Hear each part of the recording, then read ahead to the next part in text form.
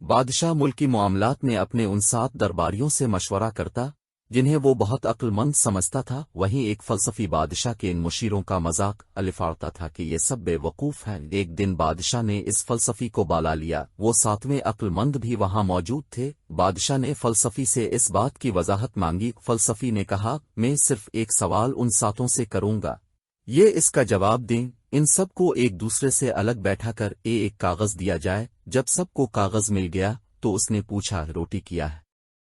جواب کاغذ پر لکھ کر بادشاہ کو دے دیں۔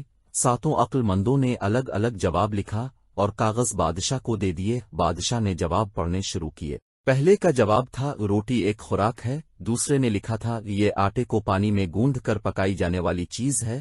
تیسرے کی تحریر تھی، جس گندم سے روٹی بنائی جاتی ہے وہ اللہ کا تحفہ۔ چوتھے کا جواب تھا، یہ گول سا ایک پکوان ہے۔ پانچویں نے لکھا تھا، اس کے معنی بدلتے رہتے ہیں۔ چھٹے نے لکھا تھا، یہ غذائیت سے بھرپور چیز ہے۔ 7ویں کا جواب تھا، اس چیز کی بنیاد گندم ہے جو پیٹ بھرنے کے کام آتی ہے۔ فلسفی یہ سب جواب سن کر کہنے لگا، جب یہ عالم فاضل لوگ ایک ہی چیز پر متفق نہیں ہیں تو ملکی معاملات میں کیا مشورہ دیں گے؟ جب یہ متفقہ فیصلہ کر چکی کہ روٹی کیا ہے، تب ان سے مشورہ کرنا مفید ہوگا۔ اب آپ بتائیں، میں نے ان کے بارے میں جو کچھ کہا ہے وہ صحیح ہے یا غلط؟ عالیجا، کیا آپ ملکی معاملات ان لوگوں کے سپرد کر سکتے ہیں جو روٹی کے بارے میں ایک رائے نہیں رکھتے جسے وہ روزانہ کھاتے ہیں؟ روٹی اور فلسفی